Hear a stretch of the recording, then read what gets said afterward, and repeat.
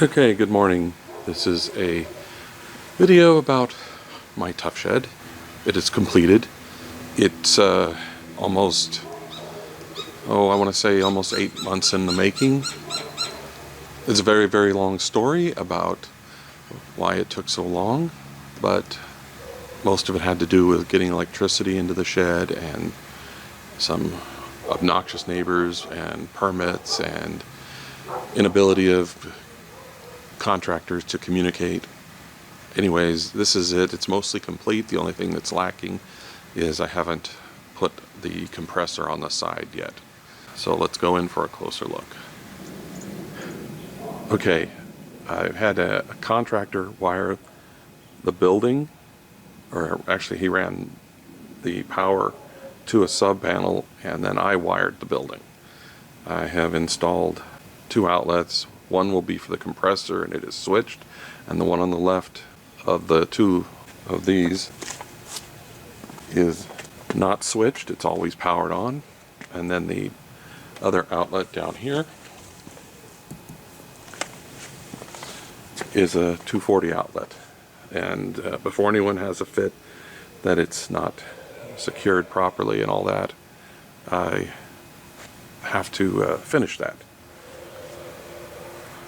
This is a sub panel.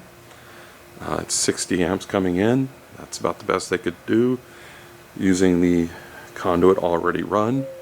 And for my purposes, 60 amps is fine. At my old shed, I rarely used more than 25-30 amps at any given time. And the 240 outlet is 50 amps, and I can run that as long as I don't run anything else, which is not a problem. If you look, you can see that that's where the original conduit came through. There apparently was a jacuzzi here for a very, very brief time when this building was built, or when this house was built in '93. Okay, now we're inside the shed. We will start with the door. This is where I keep my chop saw, and there's a detailed video about that coming later. This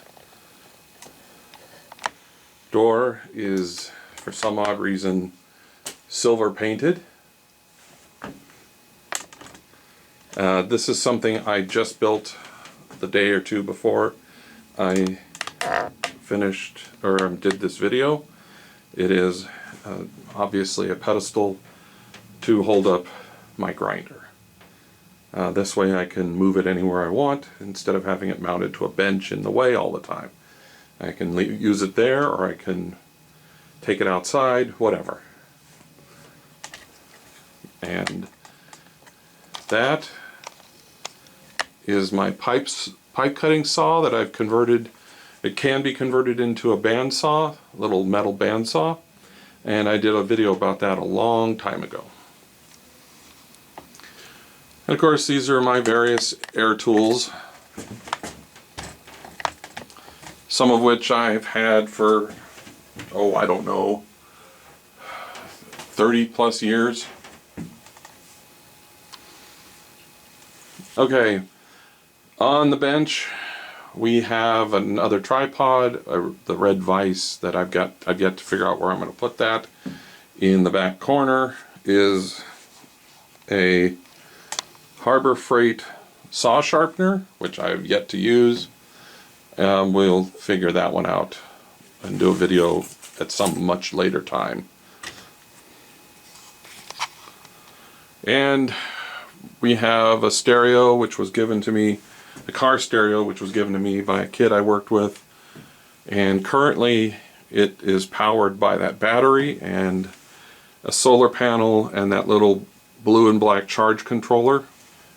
It works okay, but I think the solar panel is inadequate to keep up with the radio, which draws about an amp or so when running.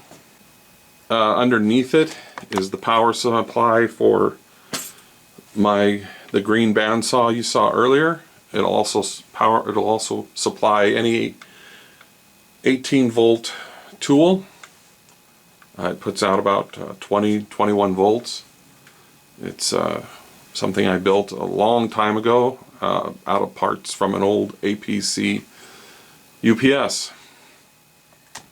And then of course we have various tools that I've collected over the years.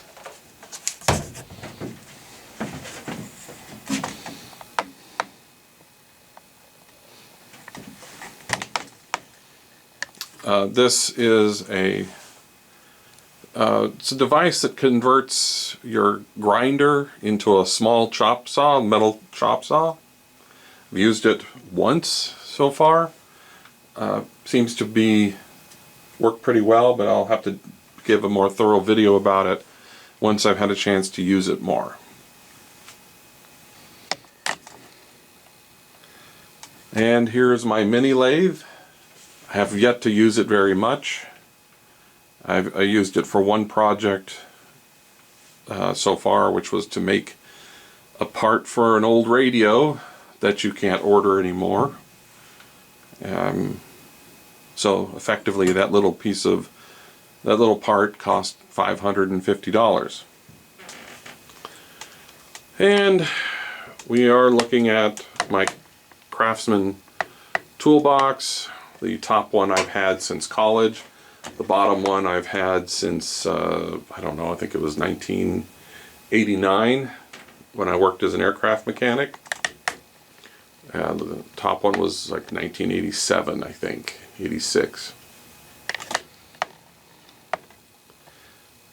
And I have a shelf covered with clutter.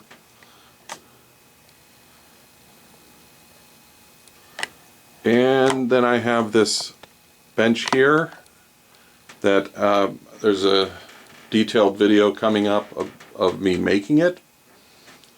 It's a drop shelf. It means if I have or need more room in here, because at my old shed, one of the problems I had was there was so little room width-wise that when I wanted to work on certain things like lawnmowers, if I had to work on them inside, I couldn't do it because I didn't have the room. Well, in this case, I can take everything off it, put it on another thing, and drop it down. I may or may not ever do that, but it's always a possibility.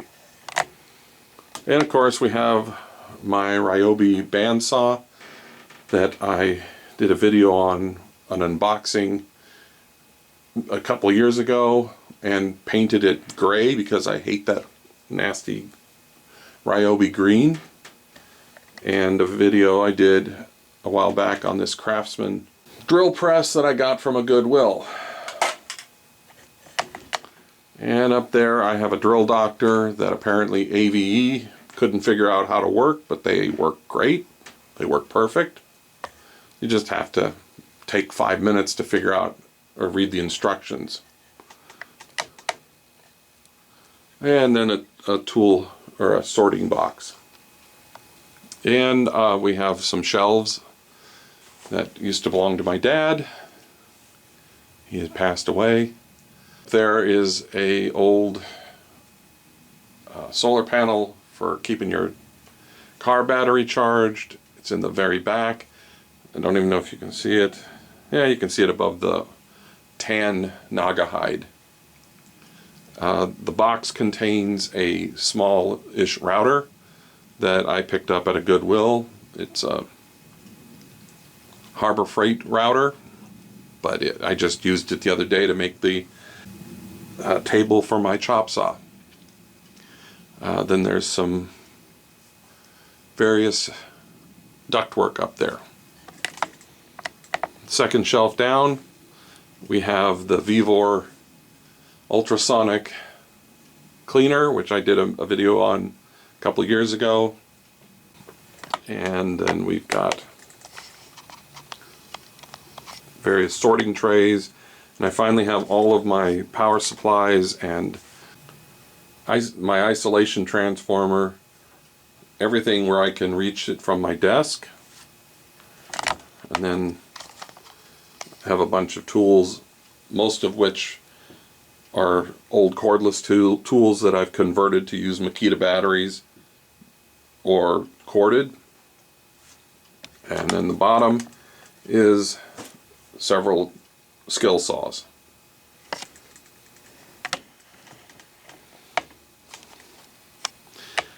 And I have an old range hood that I have over the desk, and its purpose is if I need to do soldering or something, or I'm doing any painting in here, it will suck the air out, or if there's fumes, it will do that. It does a very good job. It's like 200 and something cubic feet per minute, and some various stuff stored on top of it. More tools. The screen you see there is a computer I got off of eBay. It's a contained computer. It has a screen on it, and I got it from a seller apparently who had picked up a bunch of these from the school system. They were for surveillance. They had the hard drive and memory removed, but they have a built-in, I don't think it's a 1080p, it's some smaller resolution screen, LCD, and it even has built-in Wi-Fi, though I've added a better Wi-Fi to it, and that's connected to my house. That way if I need to pull up a schematic or owner's manual or something, I can do that from in here. In fact, let's, well, real quick.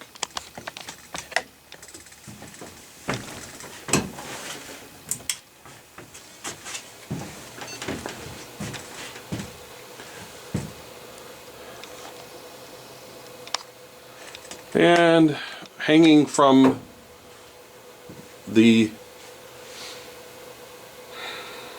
range hood is what I use to film top-down videos. That's an old surveillance camera holder. I don't know, lack of a better term. A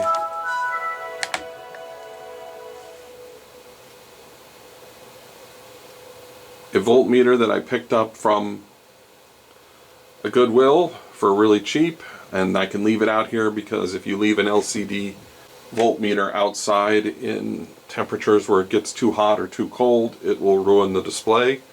And so I leave this out here and I can use it anytime I want. The soldering gun came from an estate sale. It was $5. The people running the estate sale didn't even know what it was. They asked me what it was. Okay, so I have hung up my Makita charger, which I find it annoying that they didn't provide anything on the bottom of the charger for hanging it on a wall, so I had to take it apart and added a metal strap to it so I could hang it on a wall. That way it doesn't take up any desk space and it works just fine. Next to it is a 10 to 14 volt power supply that I think I did a video on. Added the ability to adjust the voltage. It is set to 11 volts right now, and that's its purpose is for running this old Makita drill that runs off of 11 volts.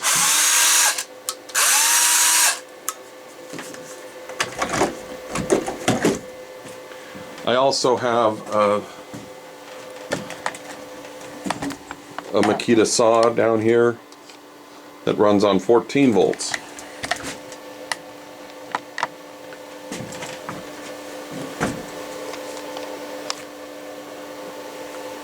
Why did I do that? Well, I also tend to not leave Makita batteries out in the shed during the summer. It gets too hot, and in the winter sometimes it can get too cold. So if I want to be able to use a drill or something, I've got one. And the Makita drill is stored in that piece of PVC pipe on the edge there. And then we have just some various stuff that I use a lot that's hung up on the wall, and an old Honeywell thermostat whose purpose is just to tell me the temperature in here, but it only goes down to about 50. So, and then I have my Savage Industries shop apron that I bought when I don't know if you can still get them, but I find that it works very well. It's very, very stout and will probably last longer than I will. And then finally, real quickly, you can see that I have insulated the roof and the walls with 1.5 inch on the wall on the walls, and inch thick insulation. No, it's 1.5 inch thick insulation on the walls and 2 inch on the ceiling. There is a skylight. There's 2 skylights, but I've temporarily plugged them with some insulation because summer's coming, and I'm going to want it to be cool in here, and that's what this air conditioner is for. So that's it's 10,000 BTUs and can cool a 300 square foot room, and then it's insulated. The exhaust is insulated because that gets hot, and if your exhaust tube is too long, it can actually produce so much heat that you can't cool the room down. Had a problem with that with a customer who had a server room and they were trying to cool it, and they had 12 feet of exhaust tubing and they couldn't figure out why it wasn't doing anything. And then the exhaust runs to the back side of my shed, and here is the solar panel.